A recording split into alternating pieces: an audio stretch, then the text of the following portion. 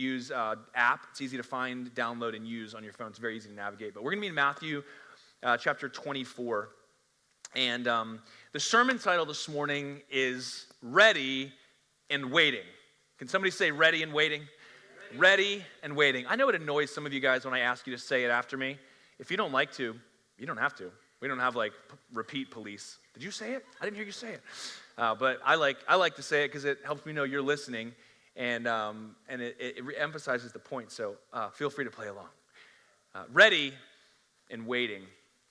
I ended up in Matthew chapter 24 and 25 the past couple weeks in my personal time and reflecting, partly because I was receiving a lot of questions from people about the signs of the end times. How many of you guys have been here and talk and chatter about the end times?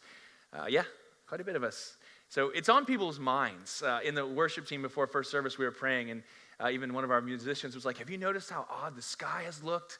Every night it's been like the clouds are low and ominous, and then the sun's like beaming in this fiery orange in the west, and it just feels like the end of the world, doesn't it? And so we have this like, what is going on? And here we are living in this period of time where the things we took for normal and for granted in the past are suddenly gone from us. We who are we're 21st century Americans. We're used to being able to do kind of whatever we want within reason, and now we're having people tell us where we can and can't go, and that we have to do this and have to do that, and having these mandates put on us, and it feels weird, doesn't it?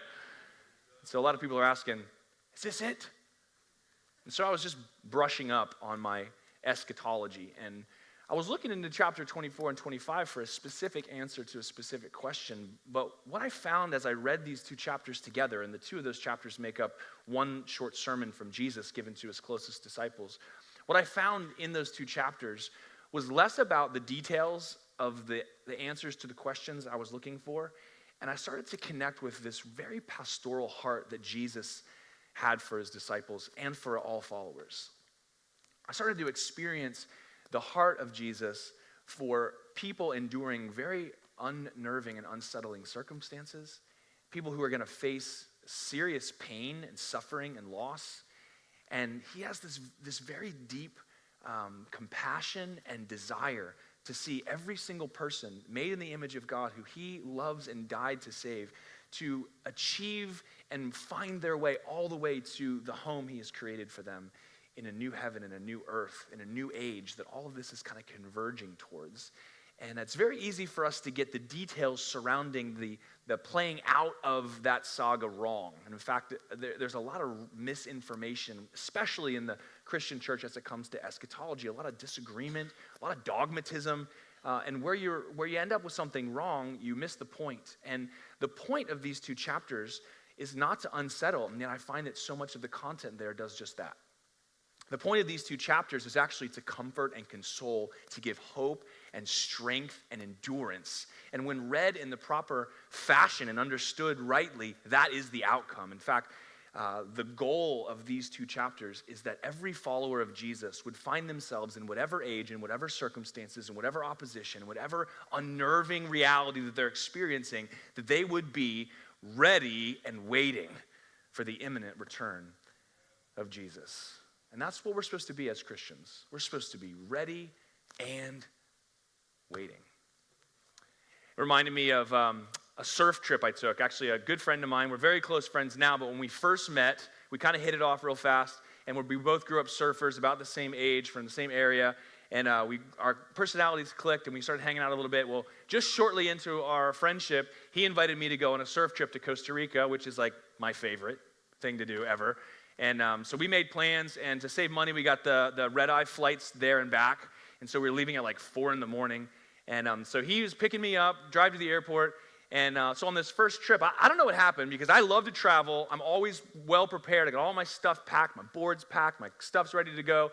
I wake up early anyway. I use an alarm clock regularly. But on the day that he showed up to pick me up, my alarm clock didn't go off, and I was asleep when he got to the house. And so I'm just sleeping through his text messages and knocks on the door. And so I kind of come to naturally, and I look at my phone, and there's 4 or 5 text messages, and the last one said, "I'm about to leave." Ah! So I scrambled out to the door and wait.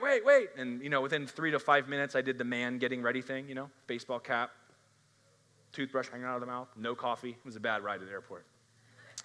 But it's funny, from that experience, because we didn't know each other well, he kind of assumed that I was just kind of like an unreliable or non-early rising person, which of course is untrue. And so the next year, we made plans to go back to Costa Rica for another trip, and so we're making all our plans. And he kept saying to me, like, "Are you gonna be ready? Are you gonna be ready? Are you gonna be ready?" I was like getting annoyed, like, "Of course I'm gonna be ready. I'm me. Why wouldn't I be ready?" You know. And but this one experience he had of me oversleeping kind of made him wonder, "Are you gonna be ready? Are you gonna be ready?" And so 4:15 in the morning, I'm sitting on the front porch drinking my tall coffee, got my surfboard sitting next to me, and I'm just texting him, probably still in his bed, ready and waiting, I'm ready. I'm ready. And so we've had some subsequent adventures, and always ready and waiting, but it's never a good thing to be caught unready, is it? No, it's not a good feeling for anybody. And here, this is the heart of Jesus. He knows a lot of very terrible things are going to happen to his original hearers in their lifetime. And throughout the course of church history, those who put their faith in Jesus are going to continue in every generation to both expect an unknown imminent return of Jesus into the world that's going to be the culmination of all things, a final judgment, and at the point at which the age changes into God's new world, the perfect world, the redeemed, the saved world, the heavenly type world. And so we all know that's coming. And Jesus is speaking to his first hearers and through this teaching to Christians of all ages to give us the security of how to be ready and waiting. That's the point of this passage. My working title for this sermon before I landed on ready and waiting was "It's the End of the World." As you know it, in parentheses. I was going to make it. It's the end of the world as you know it. And so I talked to Tiffany about that, and she's like, "That's unnecessarily provocative and unsettling. And isn't this sermon supposed to be not unsettling?" Yes. She's like, "Well, maybe not that title." So the reason I was going to use that, though, is because what we're going through feels like the end of the world a little bit. I mean, think about it. A year ago, could you have imagined describing to your future self 1 year ago what it would be like to go into a bank in 2020? Remember when if you went into a bank with a mask on, you'd be shot? You walk into the bank with a mask on, it's not going to end well for you, is it? And now you have to have the mask on, and still somebody comes and points a gun at your head, right? Have you had this experience? Beep. And then after the mask and the gun, then you're let into the bank to get your money. It's a whole thing. Like, I don't know if you think like I do, but I'm like, man, rewind the tape a year ago. If you went into the bank and faced a gun and had a mask on and left with money, you would just rob the place, And I can't help but think that way. My parents named me Jesse James, so that's the kind of thoughts I have when I go into a bank. But I mean, try to think about how much the world has changed, and now we're kind of coming to grips with the fact that it's not really unchanging in any certain way. We're more kind of like feeling in the dark for a new normal than we are going back to the way things were. And so for the whole world, in some senses, the world as we knew it came to an end, and now we're living in a different version of the world, right? I mean, I'm just thinking about my kids and Halloween. You think about how much this whole mask wearing is going to affect Halloween? Like, think about how limited the options are for Halloween. All right, kids, everybody's a surgeon. Here you go. You're surgeon. You know what I'm saying? Like, it's funny. Like, the scariest thing on Halloween this year is going to be actually seeing a kid's face. You walk up to a door, you're like, "Oh no, their face, get away from me," This is all so weird. Like, what happened? And like, we're Americans. We're used to people not being able to tell us what to do. And it feels funny. It's serious for some people too. I mean, I'm kind of joking about it because it's affecting all of us in some trivial ways. But for those people who have had loved ones who've died from this virus, the world as they knew it ended. For those people who are facing job loss, the economy tanked, now your business is just swamped because people can't go out of their houses. Think about this for a second. Maybe for some of you, sometime between February and the present, the world as you knew it ended. How do you process that? How do you work through that? How do you walk through that? Where is God in that? And it's in a similar type of situation that Jesus speaks to his disciples to help them to be both ready and waiting. And that's where Matthew 24 takes us. Matthew 24 verse 1 begins this way. Jesus left the temple. So this is 2 days before his death. Jesus is come into Jerusalem, even though he's had death threats against him. Not only that, but he's in chapter 23 provoking all the religious leaders with these 7 woes. He's calling them out on all their stuff. And now it says he's left the temple and was going away when his disciples came to point out to him the buildings of the temple. Now, think about this for a second. The disciples at this point are in Jerusalem and they're sightseeing. So these are Galileans, and so they make their way to Jerusalem, to the city, a couple times a year. But this second temple was being refurbished and filled out by Herod, of all people, Herod the Great. And so he's trying to bring it back to its kind of former glory. And so every time the disciples show up for a feast, the temple is a little bit more done, and a little bit more done, and a little bit more done. Anybody ever moved out and had home renovations, and you keep checking in on your house to see a little bit more done, and a little bit more done? You guys are like, no, we all have to live there while that happens. It's terrible. Well, the disciples are having this experience. And the idea of the temple being rebuilt is eschatological to them. It's the end of the world in a good way. It's Israel is now being established. The presence of God is being made manifest. It's being identified who the true God is. The temple is this amazing thing. And so it's being done is an encouraging thing to them, okay? And so they're trying to encourage Jesus, who closed out chapter 23 in lament over the prophetic vision he had of the destruction of Jerusalem, because the Israelites were about to kill Jesus, the Son of God, the prophet, the high priest, the Messiah. And as recompense for that treachery and murder, the whole city is going to be destroyed, including the temple. And he saw that, and it broke his heart. And he cried out in anguish over knowing what was to happen. And so the disciples can't make sense of it. They're happy. We have the Messiah. We have the temple. All things are shaping up and looking well. And Jesus is sticking his finger in the eye of the religious leaders and provoking people who want to kill him. And now he's weeping, and they can't figure it out. So what do? Hey, Jesus, and check out the temple. Not the right thing to do. But he answered them, you see all these, do you not? Truly, I say to you, there will not be left here one stone upon another that will not be thrown down. Now, the disciples could not imagine this being the case. I mean, they could not imagine what Jesus had said come to pass, and yet just about 40 years later, that exact thing happened. There was a siege by the Romans under the General Titus. The city was surrounded, starved out, and then destroyed in the year AD 70. The city was burned, and the temple was completely toppled. Not one stone was left on another. And that is the way it sat to this day, and on that place right now sits the Dome of the Rock. This was cataclysmic, world-ending stuff that Jesus is forecasting. And so they're thinking everything's looking good. He tells them actually it's looking bad in an inconceivable way.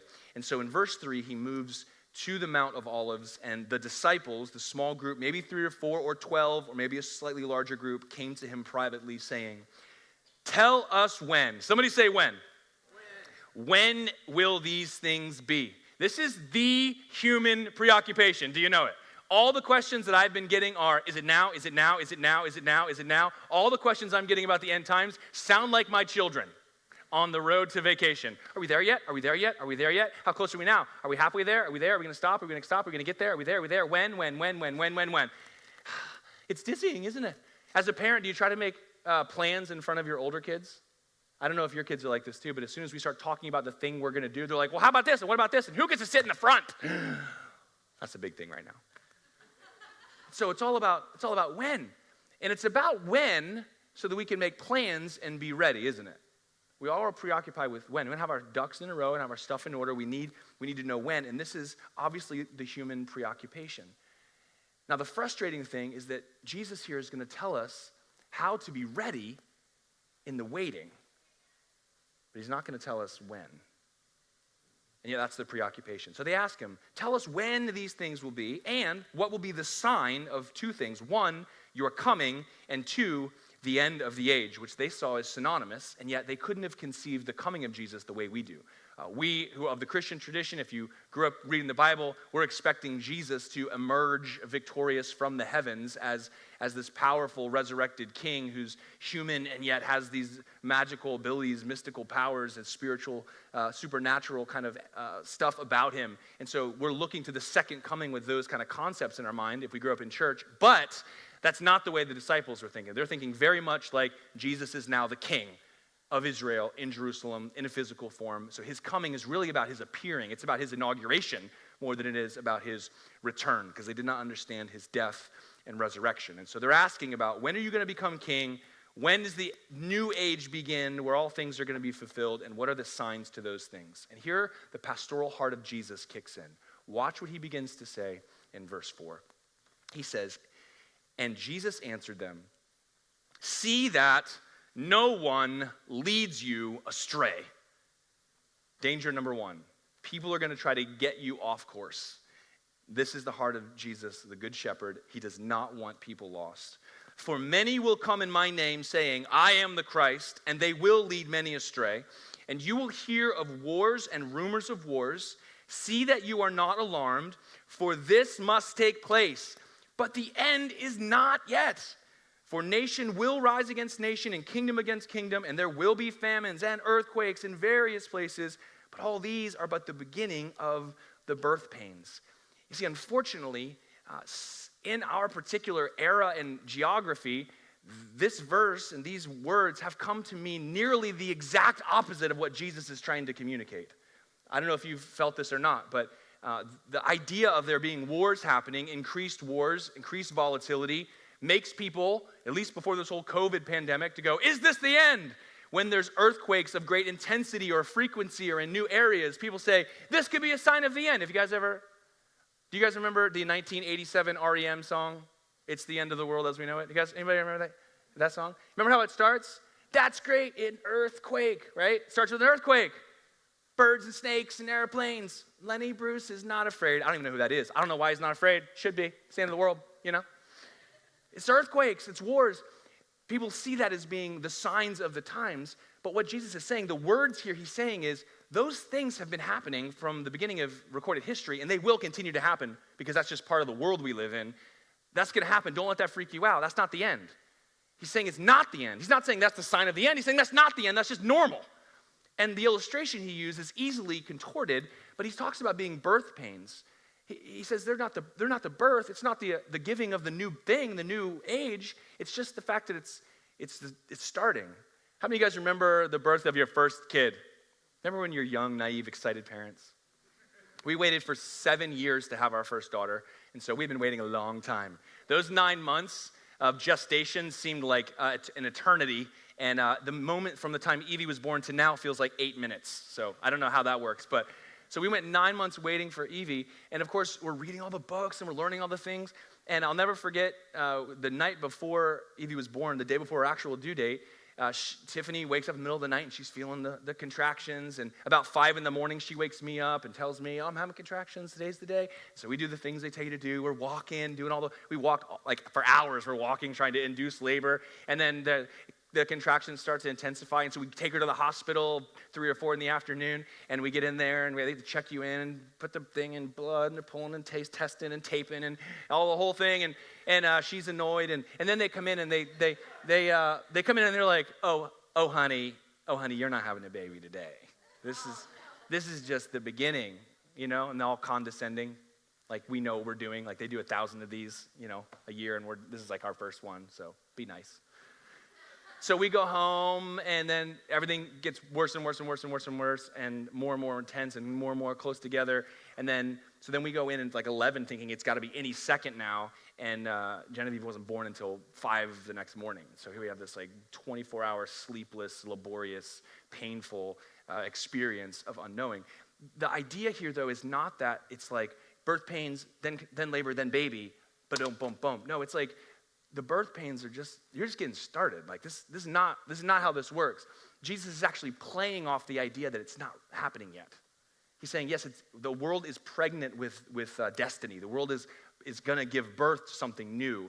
And this just says that pregnancy has happened, and that process is going to happen, but it's about a big gap. Jesus is saying this is actually going to be substantially delayed. This is the first way that he begins to play that out. And for whatever reason, because we're looking for when, these things give us signatures for when, and those things can be attached to things that are happening right now. So we go, it looks like now, it looks like now, it looks like now. And in fact, Jesus is saying, it's not now. Do you see that? So he wants everybody to recognize that these things aren't actually the signs. They're just the beginning and the reality. And then he kind of zooms out to the big picture. He wants everybody to kind of have an understanding of how all this works. And in verse 9 he says, Then Look at the time signature words in this particular section. Then they will deliver you up to tribulation and put you to death, and you will be hated by all nations for my name's sake. And then many will fall away and betray one another and hate one another, and many false prophets will arise and lead many astray. And because lawlessness will be increased, the love of many will grow cold. But the one who endures to the end will be saved. Now, we want to take these and put them in the newspaper when in fact they actually exist right in the New Testament. If you read the letters of the New Testament, all of these things were going on from the beginning of the church, from the Acts of the Apostles to the false teachers that were infiltrating the churches the Apostle Paul and the other apostles planted, to the hatred that happened and the animosity within those churches and the departure of certain people and the heretics and the cults that sprung out of it. That's all been going on since the beginning. And Jesus is warning his disciples that it's going to get ugly and it's going to be hard. And you're going to be hated by people outside, and you're going to be led astray by people inside. But you have enduring power, he says, because you're mine. And you can endure to the end. And the one who endures with the strength God gives through the adversity is the one that experiences the salvation that Jesus wants to give to all people. Do you know that? And we know that this duration is part of this because look at verse 14. And this gospel of the kingdom will be proclaimed throughout the whole world as a testimony to all nations, and then the end will come. Do you understand the scope of how the disciples would have heard this?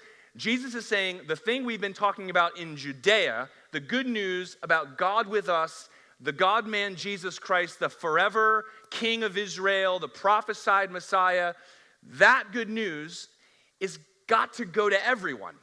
It's not just for us anymore. We don't wait for people to come to Jerusalem, to the temple. No. In this age, in this era, the people of God bring the good news of the kingdom to every part of the earth. Can you imagine how long that would take in an era of no television, no radio, no internet, no air travel? We're talking about people bringing word of mouth by foot or beast.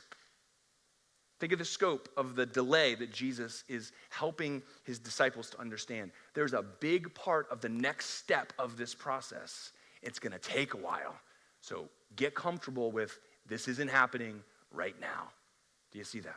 And yet in every generation, because of the nature of the imminent return of Christ, every generation of followers of Jesus expect both his imminent return at any moment and expect to endure through the waiting, don't we?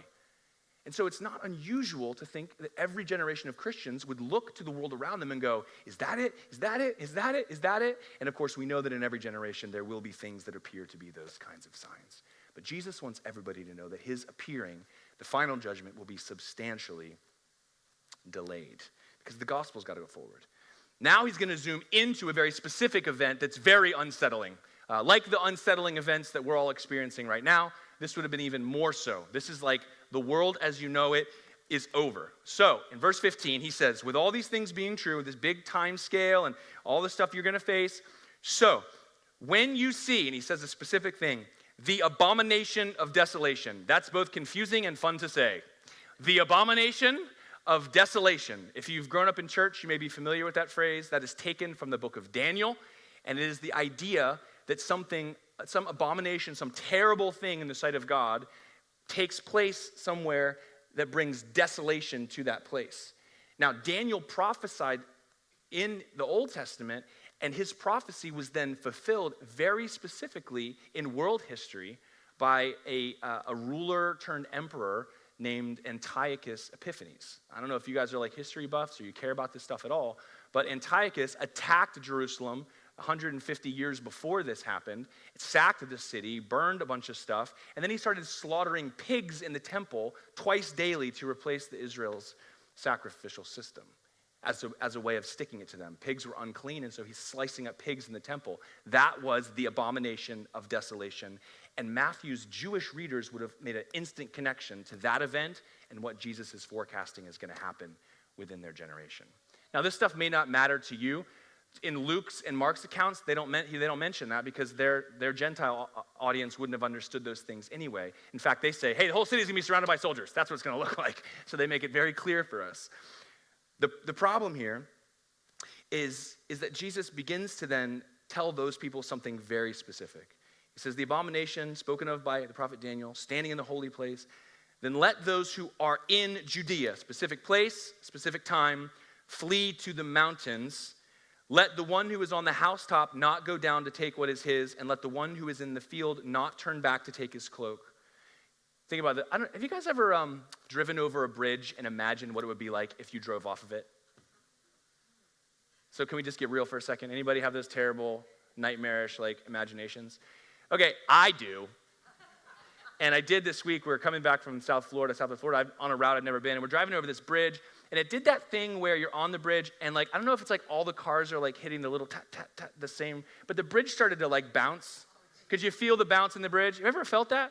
And you get this feeling I kind of feel like maybe this bridge was designed to have a little sway in it, but I'm getting nervous.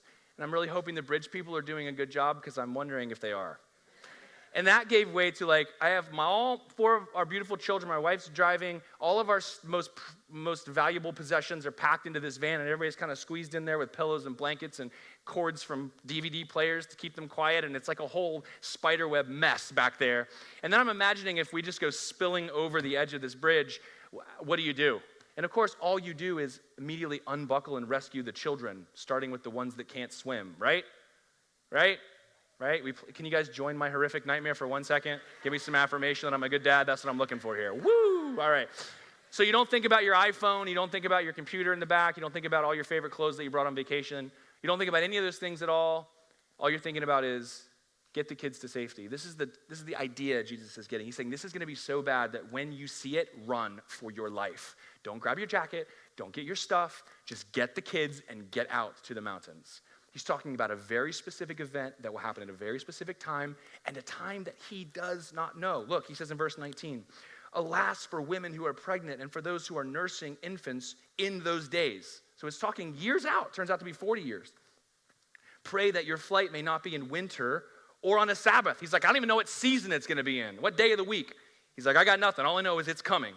For then there will be great tribulation, such as has not been from the beginning of the world until now, no, and never will be. And if those days had not been cut short, no human being would be saved. For the sake of the elect, though, those days will be cut short. It's hard for us as 21st century Americans with access to world history to then look at the terrifying events that took place in AD 70 and the destruction of Jerusalem, the toppling of the temple, and then hold that up to everything else that's ever happened and say it's the worst. But from a first century Jewish perspective, they could not conceive of the death and destruction that was coming their way. It literally was the end of the world as they knew it. Jesus is giving them specific warning about how to save their own life, get out of the city, go, run, it's going to be awful. He's caring about the lives of the people that are listening to him. He's forecasting these specific events, and he's letting people know that this is just a sign of judgment that is a forecast of what is coming in the distant future after the good news of God's great love and sacrifice of Jesus has reached every human heart on the planet, which is his goal. He wants everybody to be ready and waiting. And in fact, when these things happen, the atrocities are just countless. There's actually a first century historian named Josephus, and in his History of Jewish Wars has 2 chapters on this, and it's terrifying. If I was to read it to you from a non-biblical source, what he says happened is it's just nauseating, the kind of violence that ensued and the atrocities that took place around this time. It was indeed a great tribulation. But what will happen then, verse 23, he says, then if anyone says to you, look, here's the Christ, or there he is, do not believe it. For false Christs and false prophets will arise and perform great signs and wonders, so as to, and here's his concern again, lead astray, if possible, even the elect. See, I have told you beforehand. So if they say to you, look, he's in the wilderness, do not go out. And if they say, look, he's in the inner rooms, do not believe it. Check this out. This is awesome. Verse 27. For as the lightning comes from the east and shines as far as the west, so will be the coming of the Son of Man. Wherever the corpse is, there the vultures will gather. He's saying, listen, from the time of this destruction until I return, everyone's going to give you a rap about how it's going to happen, why it's going to happen, when it's going to happen, and why you should listen to their version and follow them. don't believe a minute of it. And here's why. Not only is the return of Jesus substantially delayed, but it's going to be universally experienced. Do you know that? When Jesus comes back, every eye will see him. He says, look, he gives two analogies. One, the lightning flashing from one side of the sky to the other. How many of you guys in Florida watching those summer heat lightning shows, you're walking outside, you cannot not see the lightning. Do you understand? Everybody sees the lightning. Nobody does not see the lightning. It goes from here to there, lights up the whole sky. Jesus is saying that's what it's going to be like. You don't need someone to tell you or give you the little details. You don't need your GPS to find it. You'll know when it's happening. The second indication he gives is this idea of the vultures circling a corpse. And there's obviously lots of layers to that you could take apart. But the idea is when you see vultures from a distance flying in a circle, there's a dead thing there, right? Pretty much everyone knows that. I've never seen vultures be like, you know what, I'm just kind of bored. You guys want to fly in a circle? It'll be fun. Just chilling out. I do the same thing with my daughters. We're out surfing. Whenever we're surfing, we'll start seeing fish jump. And whenever the fish jump, I'm like, hey, girls, let's put our feet up on our boards. Why, Daddy? Because fish don't jump for fun, okay? They're not like, watch me, wee, I got air. No, they like the water. They want to stay down there. They're jumping because something's trying to eat them.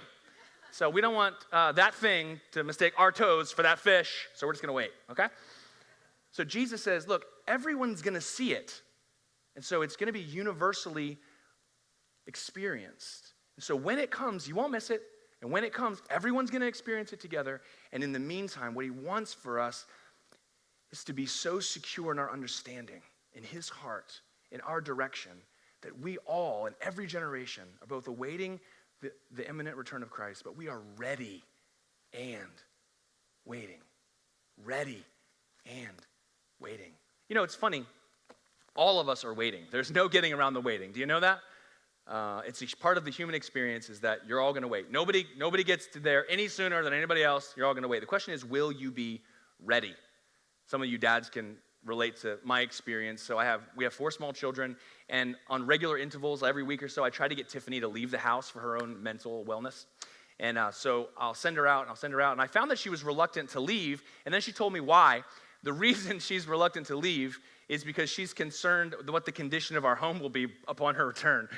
She's one of those extremely organized, diligent, hardworking people that always keeps the house up all the time. So like every time there's a mess, the mess gets picked up, and then every time there's a meal, the meal gets cleaned up, and every time things come in, they get organized, and every time something comes out, it goes in, and when something gets open, it gets closed, when something turns on, it turns off. She's one of those people, and so she's always running all the time, keeping everything orderly, and she knows that if she leaves the house for 3 hours, leaving me in charge of our 4 children, when she comes back, it will look like the end of the world. That's what's going to happen. And so she expressed this desire to me, so I'm like, I can handle that, no problem. You just tell me when you're going to be home, and I'll make sure everything's ready when you get home. And of course, the first time she did this, she texts me and she's like, I'm almost home. Oh, come on. The place was a disaster. So I'm like scrambling around, running around, picking stuff up, putting it in a trash bag. I just threw the kids' stuff away. I'm like, not today, sorry. Like, this cannot be a mess when mom gets home, you know? And just putting filthy, dirty dishes in the dishwasher and wiping stuff down. And so I'm like, I need a sign. I need a text message. Give me 15 minutes, maybe 30, depending on the mess. And we'll have this place ready for you. You see, all of us are in that posture of waiting. It's just part of the human experience. The question is, and the question Jesus wants to assure is that we're ready. Is that every human heart is ready for his return. Because his return, much like the destruction of Jerusalem, is not going to be good news for everyone. His heart is that everyone would escape. His desire is that every person would find safety and would be able to flee and would heed his warnings and would respond to his direction and would believe his heart for them. And yet that's not going to be the case. And so here we have the Good Shepherd speaking to everyone in every generation who's waiting and urging every one of us to be ready. He says in verse 29, immediately after the tribulation of those days, so now we're not talking about the one in Jerusalem and AD 70, now we're talking about the one where Jesus comes back and the final judgment happens and everything is happening to everyone all at the same time. He says, after the tribulation of those days, the sun will be darkened and the moon will not give its light and the stars will fall from heaven and the powers of the heavens will be shaken. Then will appear in the heaven the sign of the Son of Man, and then all the tribes of the earth will mourn, and they will see the Son of Man coming on the clouds of heaven with power and great glory, and he will send out his angels with a loud trumpet call, and they will gather his elect from the four winds and from the end of the heavens to the other. And so here Jesus is showing up and collecting up all of his people in verse 32.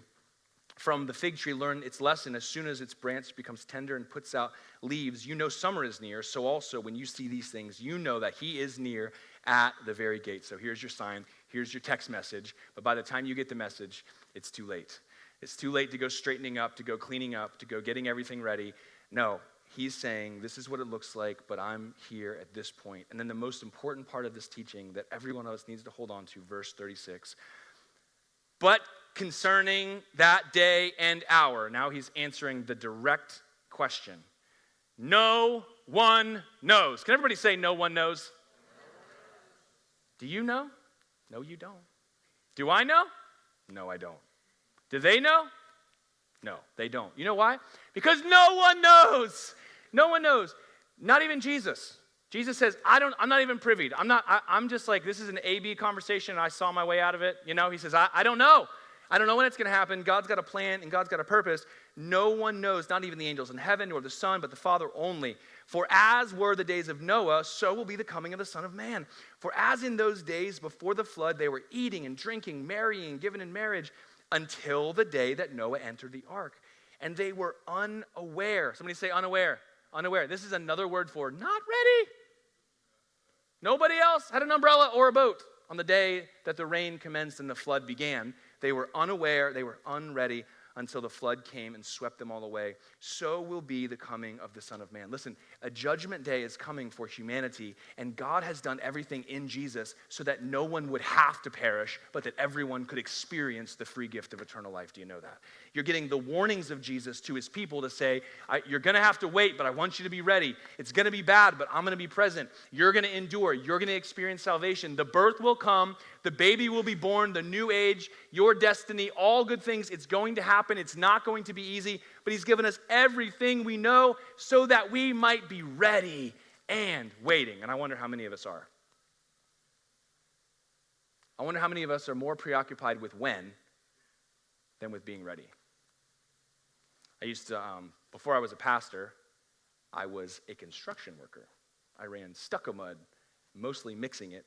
And I worked on the stucco crew, and I was always trying to convert all my fellow workers. It's funny, back then they called me the preacher, which all the kids at church thought was ironic and funny. If only they knew. And so here I am conversing with all these guys I'm working with, and I'm always like just preaching the gospel to them and telling them the good news about the kingdom and calling them to repentance and telling them about the road of death they're on and the things they're doing and how it's destroying them and their relationships, and God wants to save them and change them and forgive them and make them new, and he can do that for anybody, and there's nothing that it can hold anybody back. God can forgive any sin. He can heal any wound. I would tell them all day. I would keep telling them and telling them. I remember this one Friday afternoon, we were cleaning off our tools, and one of the guys I work with, Junior, he said to me, wait a second, sounds like you're saying to me, no matter what I've done wrong, all I have to do ask God to forgive me, and he will, and then I'll die, and I'll live in paradise forever with him. Is that what you're saying to me? And I was like, well, that's kind of a crude way of putting it, but yeah, basically. And he's like, all right, I'm going to do that. And I was like, sweet, I'm ready to pray with him. He's like, right before I die. He's like, I got some havoc to wreak. He started just going on about all the terrible things he was going to do and just rubbed it all in for me. It was one of my first big failures, and but the reality is that impulse is in many people. Just like dad who doesn't want to clean up until the last minute, or somebody that wants to live their life the way they want to live it, the reason they want to know when, so they can be ready at the last minute. We don't get that. We don't get that answer. We don't get that security. In fact, today could be the end of the world as you know it. You're not promised tomorrow. Tomorrow could be the end of the world as you know it when you experience a call from the doctor, a diagnosis, sickness, an accident, the news that your parents are divorcing, or your kids running away. Your world could change forever at any moment. We're never given the detail of when. Not in the small details, not in the big picture.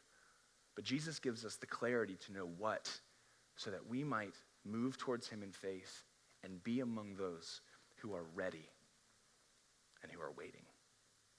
See, everything Jesus says after this, he's trying to help us understand what it looks like to be ready and waiting. We don't have time to get into it today. You can read chapter 25, but he gives these parables, and the stories are geared to help you to know what it looks like to be wise or foolish, to be prepared to go the distance in following Jesus. It's easy to go, do you want to give your life to Jesus and go to heaven when you die? And you're like, yeah, if I'm going to die tomorrow, but if not, that looks hard. That's not easy at all. Loving my enemies and being this kind of person and saying no to these things and yes to these things. And so when matters, doesn't it? But he says, no, wisdom is about going the distance. It's about being prepared. He tells this story of these 10 virgins, half of whom were going to a wedding and didn't bring enough oil to last the light, and half who brought extra, and the bridegroom was delayed, and time came, and the lamps were out, and they weren't prepared. He also tells a story at this point in Matthew's gospel about the talents. Now this landowner gave talents, 1 to one servant, 2 to another, 5 to another. We think about talents as like a gift or an ability, but that was a denomination of money and weight. A talent was worth about $1.4 million. So they were given a great sum of money to invest. And so they invested. The one with 5 invested and doubled his money. The one with 2 invested and doubled his money. The one with 1 buried his in the ground. And when the master came back, he said, here's your stuff. And so he was cast out because of his unwillingness to be fruitful and profitable and use his resources that he'd been entrusted with for the master's purposes. And this is what God says. He doesn't want you to be unfruitful. He doesn't want you to be unwise. He wants you to know how to live your life in a way that could be characterized as ready and waiting, because he says he's going to come like a thief in the night. If you knew when the thief was coming, you'd be awake to meet him. You don't know when it's going to happen. You don't know the when, but he's telling you the what, which is calling us into a life of ready and waiting. See, Jesus appearing is nothing the disciples would have expected. They're expecting basically the inauguration of Jesus as president and them as his cabinet and things getting progressively better as the God of Israel ruled the globe through politics. But Jesus appearing is different than they thought, and it's substantially delayed. That's part of our story. That's part of our hope. Jesus' appearance is also universally experienced. All of us are going to experience it at the same time. Nobody gets insider information. Nobody gets a heads up. Jesus is going to text you and be like, it's Tuesday. Get your stuff together. We're all going to experience it together. And lastly, as we close, Jesus appearing is eternally significant. It matters for the rest of your experience as a human. In eternity, this appearance is eternally significant. I want to invite the worship team to come, and I want to appeal to you in that this is eternally significant. This is not about your life. It's not about your best life now. It's not about having a good marriage. It's not about raising kids the right way. It's not about succeeding in your business. Following Jesus and being prepared is about where and with whom and how you will spend the eternity that Jesus died to provide for you. You see, he's got this plan of the good news of the kingdom going to the whole earth. He's called us to be a part of that, to be good news bearers. The reason he's delaying is so he can keep making more people and showing them his love and inviting them into his grace through faith. He's ready to give salvation liberally. There is no one denied. There is no one off limits. God is generous and kind and merciful and calling. He knows you. He loves you. He's intimately acquainted with everything you'll ever walk through, and he wants you to be both ready and waiting so that you will enter into the joy of the next age when that birth finally happens. That's what he wants. Do you know that? And for those of us who hear these words and heed them, we will be like the ones in the stories. We will be like the wise ones and the fruitful ones. Jesus concludes chapter 25 with a story many of you are familiar with. He calls all of his disciples, all of his professing followers together. Not everybody of the whole world, not 2 classes of people, the disciples. And he says to them, he starts to separate them like a shepherd would separate sheep from goats, he says. And then he gives the criteria by which he's separated the sheep. He says, the reason why you're welcomed into my house is because the readiness in your waiting was characterized in a certain way. You gave me something cold to drink. You gave me food when I was hungry, put clothes on my back when I was naked, visited me when I was in prison. And those people will say, when did we do that? And what does he say? When you did those things for the least of these, my disciples, you did them to me. And then to the people who said, yeah, I'm with Jesus, I'm here, I'm ready, I'm going that direction, he says, depart from me, for you did not give me something to drink and something to eat when I was hungry, and you did not clothe me when I was naked, and you did not visit me when I was in prison. They'll say, when did we see you and not do those things? And he says the same thing. When you failed to do these to the least of these. He says, listen, the life of readiness and waiting looks like something. The life of God lived out as God's love's poured into our hearts by the Holy Spirit, it becomes expressed in relationship, in love, in generosity, in sacrifice. It is not selfish and self-willed, looking for the when so that you can do what you want to do until the last minute.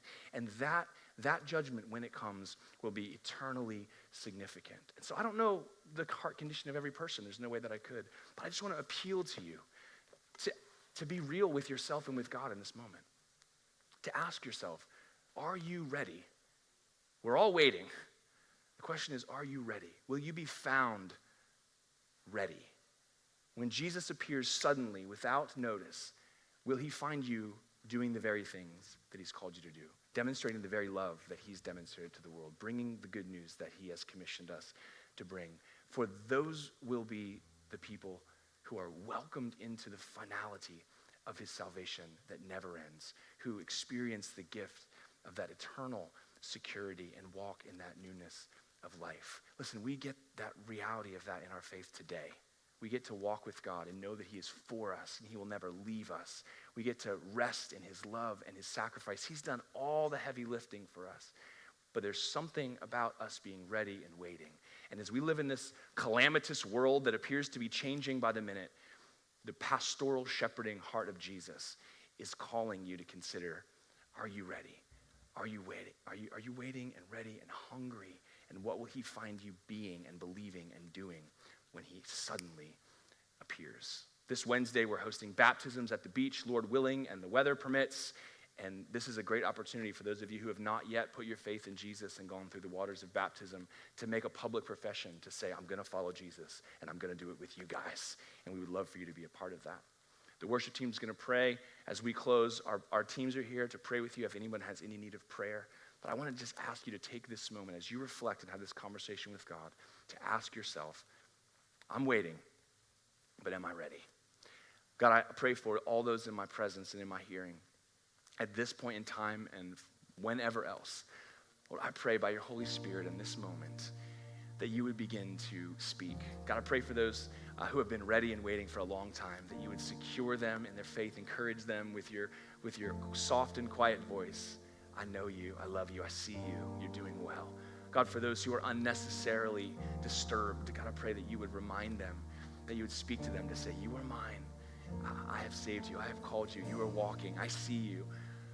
And God, for those who think they're fine and aren't, God, I pray that you would speak clearly, that you would call them to make movement in your direction, to turn to you in repentance and to walk with you.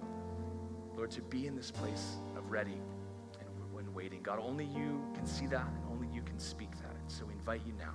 In Jesus' name, amen. Let's stand.